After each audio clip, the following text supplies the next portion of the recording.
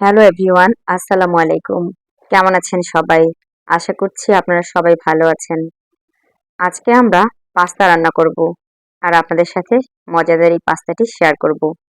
তো চলুন শুরু করে দিই রান্না করা।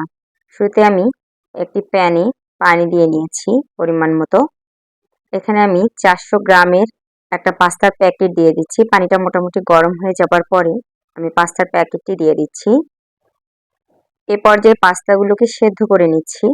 আমি 5 থেকে 8 মিনিটের মতো সেদ্ধ করব। পুরোপুরি সেদ্ধ করে নেব না, মোটামুটি 80% এর মতো সেদ্ধ করে নেব।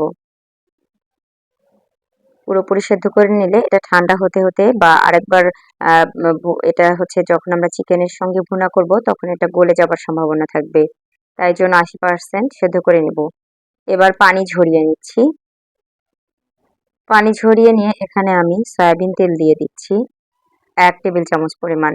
এটি এজন্যই দিচ্ছি যাতে করে ঠান্ডা হয়ে যাবার পরে পাস্তাটি একটির সাথে অপরটি মিশে না যায়। তেলটি খুব ভালোভাবে মিশিয়ে নিচ্ছি।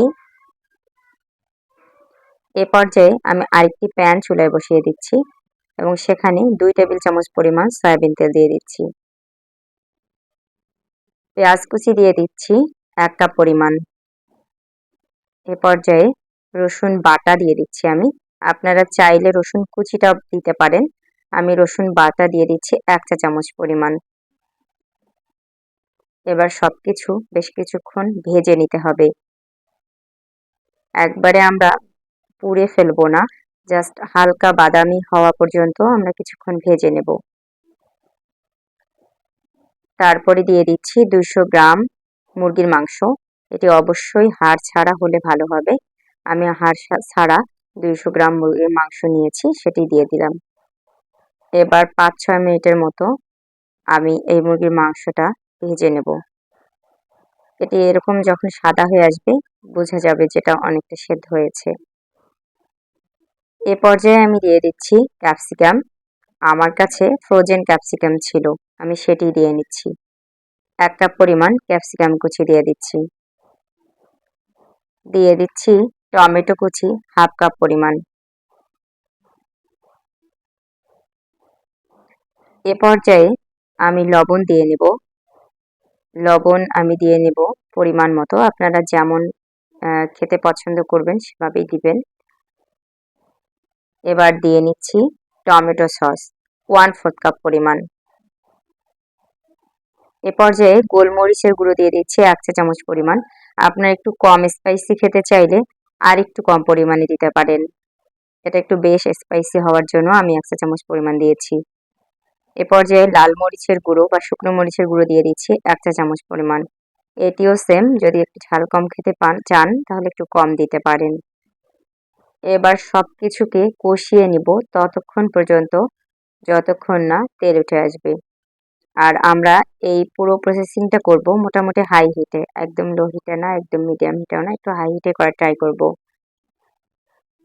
তেল উঠে আসলে আমরা সেখানে দিয়ে দেব যেটা পাস্তার মোটামুটি মেইন ইনগ্রেডিয়েন্টস, সেটা হচ্ছে অরিগানো। এখানে আমি অরিগানো দিয়ে দিচ্ছি 1 চা চামচ পরিমাণ। আপনাদের কাছে না থাকলে স্কিপ করে যেতে পারেন। তো মোটামুটি আমাদের চিকেনটা রেডি হয়ে গেছে। এবার আমরা হোয়াইট সস পাস্তা তৈরি করতে চলে যাব।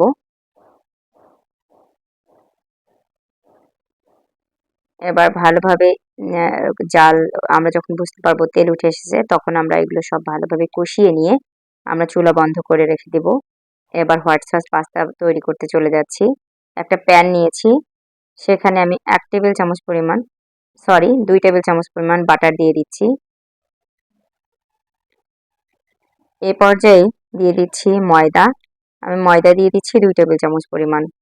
এবার কিন্তু অনবরত নাড়তে থাকতে হবে যাতে করে এই ময়দাটা পুড়ে না যায়, কারণ ময়দাটা পুড়ে গেলে পাস্তার স্বাদ কিন্তু একেবারে নষ্ট হয়ে যাবে। তো এবার আমরা খুব ভালোভাবে মিশিয়ে নিচ্ছি। কয়েক মিনিট 2-1 মিনিট বা 2-3 মিনিট আপনারা ভেজে নেবেন, আমি ভেজে নিচ্ছি। একটু অনবরত নেড়ে ভেজে নিতে হবে। দেখতেই পাচ্ছেন একদম বাটাটা মোল্ড হয়ে গেছে এবং ময়দার সঙ্গে খুব ভালোভাবে মিশে গেছে। এ পর্যায়ে দুধ দিচ্ছি, আমি লিকুইড দুধ দিয়ে দিচ্ছি 2 কাপ পরিমাণ। দুধ দেওয়ার পরে কিন্তু অনবরত নাড়তে থাকতে হবে, না হলে ময়দার সঙ্গে এই দুধের মিশ্রণটা একদম দানা দানা হয়ে যাবে। যাতে দানা দানা না হয় সেজন্য অনবরত নাড়তেই থাকতে হবে এবং অল্প অল্প করে দুধ দিতে হবে, একেবারে দুধ দিয়ে দেওয়া যাবে না। তো আমি দুধ দিয়ে খুব ভালোভাবে নাড়িয়ে নিচ্ছি। দেখতে পাচ্ছেন অনেকটা ঘন হয়েছে মিশ্রণটা। এরপর যে একটু অতি সামান্য পরিমাণ আপনারা গোলমরিচের গুঁড়ো দিতে পারেন। আমি একটু একটু বেশি দিয়েছি, আধা চা চামচ পরিমাণ। আমি বললামই তো একটু বেশি স্পাইসি করছিলাম আজকে। তো আপনারা একটু কম স্পাইসি করতে চাইলে একটু কম দিতে পারেন। এবার খুব ভালোভাবে সবকিছু মিক্সড করে নিয়েছি। এ পর্যায়ে সবকিছু একসাথে মেশাবার পালা। তো শুরুতেই আমি এই যে হোয়াইট সস পাস্তাটা দিয়ে দিলাম চিকেনের মধ্যে এবং দিয়ে দিলাম সেখানে সব পাস্তাগুলো। এবার সবকিছু একসঙ্গে খুব ভালোভাবে মিশিয়ে নিতে হবে। আলতোভাবেই করতে হবে যাতে পাস্তাগুলো একদম ইয়ে না হয়ে যায়। আমি এই জন্য কাঠের একটা ছুরি ইউজ করেছি। এবার চিনি দিয়ে দিচ্ছি। একদম সবকিছু খুব সুন্দর স্বাদের জন্য অবশ্যই চিনি দিতে হবে। চিনিটা স্কিপ করলে ওই পরিমাণ রেস্টুরেন্টের মতো লাগবে না। তো আমি আমার পরিমাণ মতো চিনি দিয়েছি। আপনারা আপনাদের ইচ্ছা মতো চিনি দিয়ে নেবেন। এবার আমি একটা বাটিতে উঠিয়ে নিচ্ছি। সবকিছু উঠিয়ে নিয়ে আমি এখানে মোজারেলা চিজ দিয়ে দেব। আপনাদের কাছে চিজ থাকলে আপনারা দিয়ে দিবেন। আমি মোজারেলা চিজ গ্রেট করে দিয়ে দিচ্ছি। এবার বেক করবার পালা। আপনাদের কাছে ওভেন থাকলে ওভেনে বেক করে নেবেন।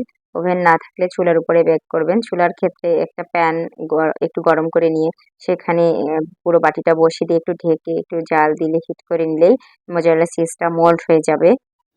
তবে মাইক্রো ওভেনের ক্ষেত্রে চিজের উপরে কিছুটা কালার আসে, আর চুলায় করলে সেই পরিমাণ কালার আসে না। তো মাইক্রো ওভেনে অবশ্যই বেশি ভালো হবে। আমি চুলায় করেছি, দেখতে পাচ্ছেন খুব একটা আমার কালার আসেনি, জাস্ট মোজারেলা চিজটা মোল্ড হয়ে গেছে। তো দেখতেই পেলেন কত সহজেই কত মজাদার এই সুন্দর এবং খুব সুস্বাদু একটি পাস্তা রেডি হয়ে গেল। তো আমি আশা করব আপনাদেরও ভালো লেগেছে। অবশ্যই ভালো লাগতে চাইলে অবশ্যই রান্না করতে হবে, খেতে হবে, তাহলেই বুঝতে পারবেন যে আসলে কতটা টেস্টি এটা। তো আশা করব আপনারা অবশ্যই ট্রাই করবেন এবং আমাকে কমেন্টস করে জানাবেন কেমন হয়েছে আজকের এই পাস্তা রান্না করাটা। আমি মনে করি যে এটা রান্না করলে আপনার আত্মীয় স্বজন থেকে শুরু করে বাচ্চারা সবাই অনেক বেশি পছন্দ করবে। তো অবশ্যই ট্রাই করবেন এবং আমাকে জানাবেন। ধন্যবাদ আপনাদের সবাইকে এতক্ষণ ধরে ধৈর্য ধরে দেখার জন্য। সবাই ভালো থাকবেন, দোয়া রাখবেন। আমিও আপনাদের জন্য দোয়া করছি।